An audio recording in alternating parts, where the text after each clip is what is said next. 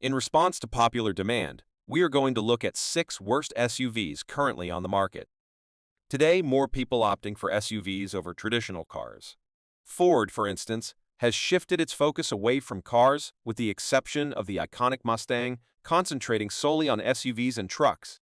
However, the soaring demand has propelled SUV prices to unprecedented heights.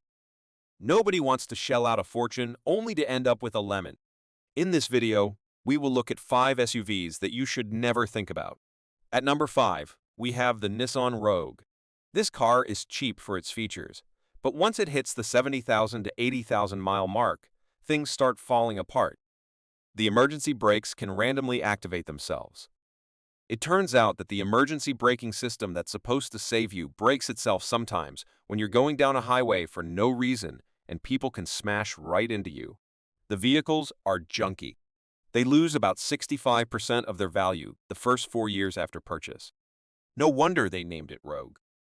Moving on to number 5, we encounter the Chevrolet Equinox, and let me tell you, this one's got a rap sheet.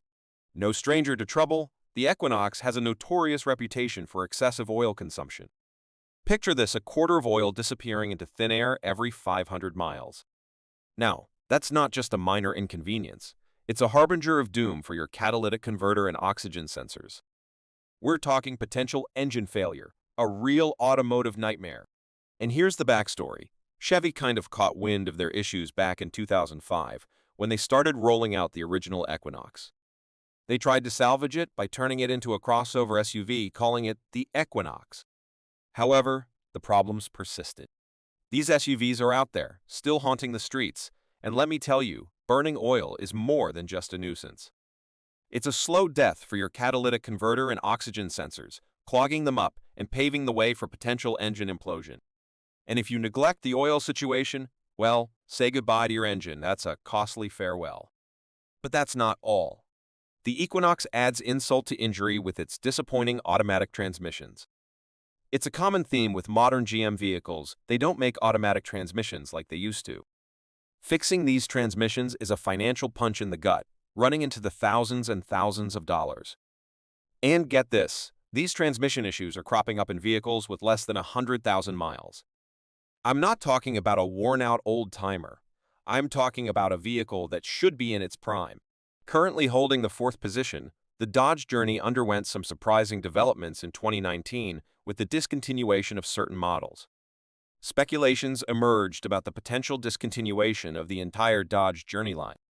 However, we were hit by promotional brochures praising the 2020 Dodge Journey circulated online, seemingly aimed at attracting potential buyers. Despite the spacious interiors and an array of creature comforts that Dodge offers, the overall longevity of the Journey raises questions. Issues with fuel efficiency and horrendous resale value have affected its reputation over time. Complicating matters, the brand is now under the ownership of Fiat, a company facing its own set of challenges. The merger of 2 struggling entities raises concerns about the likelihood of a successful partnership after years of individual failures. Fiat's acquisition of Chrysler was partly driven by the desire to leverage Chrysler dealerships for selling Fiats. However, recent discussions hint at Fiat's potential withdrawal from the U.S. market due to poor sales performance, particularly in the case of Fiat models. The low profitability resulting from minimal sales further complicates the situation, prompting considerations to discontinue the brand in the United States. While some customers initially appreciated the Dodge Journey for its spacious design and family-friendly features, dissatisfaction emerged over time. Aging issues such as burning oil and electrical system failures, common in many late-model Chryslers, left some customers regretful of their purchases. As a cautionary note, it is advisable to avoid making the same mistake as these disappointed customers and refrain from investing in a Dodge Journey. On my list of the 6 worst SUVs to buy, the Volkswagen Tiguan takes the unfortunate 3rd spot. This isn't a shock, given it's another product from Volkswagen. Presently, in the United States, all Volkswagen Tiguan models come equipped with a 4-cylinder turbocharged engine paired with an 8-speed automatic transmission. It's worth noting that Volkswagen, after acquiring Audi and Porsche, incorporated a considerable amount of intricate technology into their vehicles.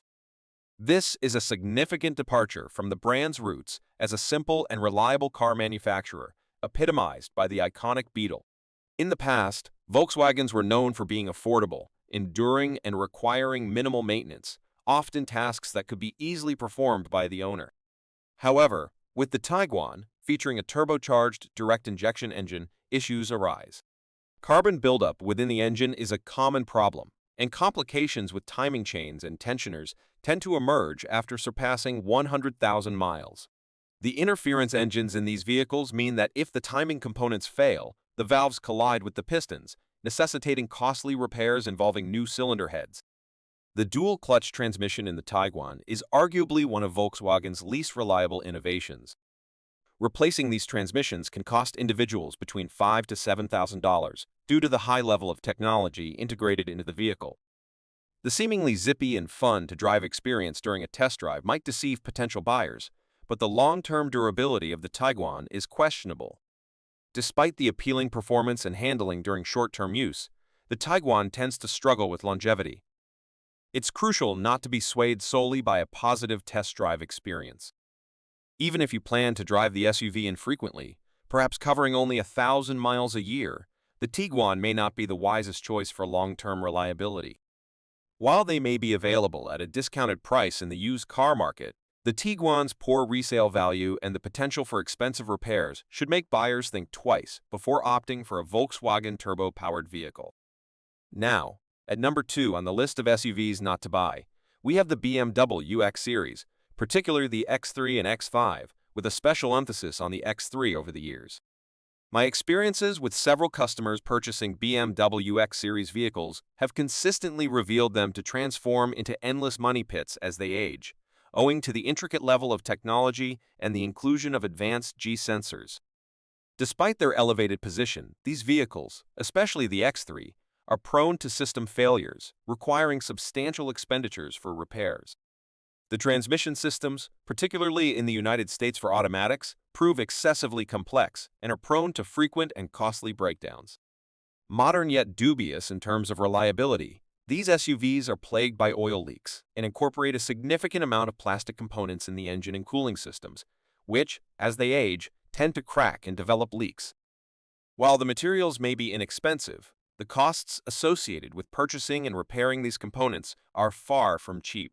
Despite their initial high cost, these SUVs, unfortunately, become tempting options for buyers when they reach 5 or 6 years old, luring them with apparent savings compared to the original sticker price.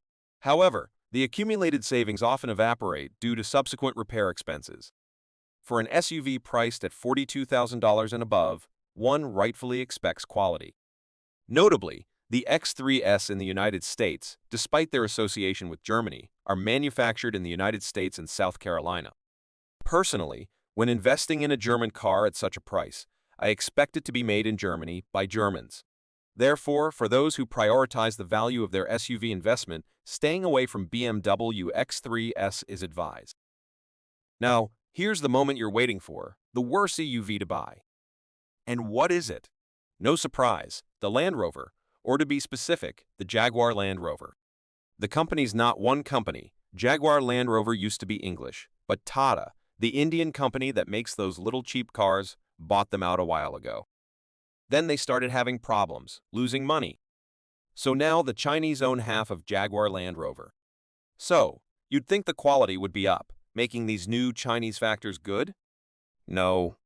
Last month, the Chinese were protesting at the Jaguar Land Rover factory about how poor the quality of their vehicles is.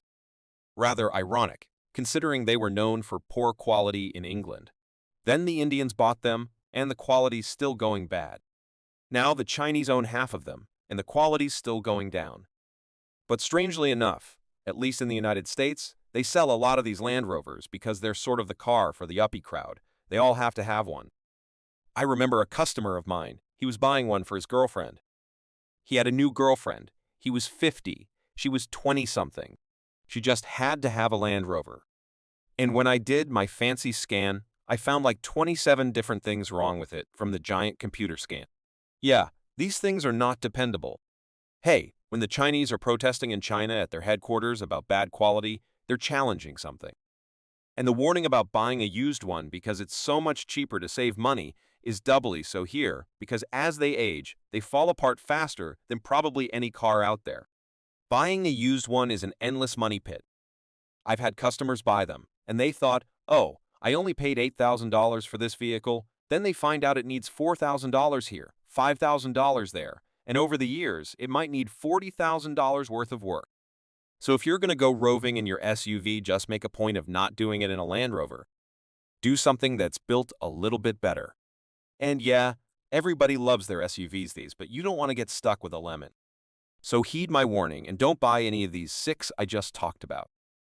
If you never want to miss another one of my new car repair videos, remember to ring that bell.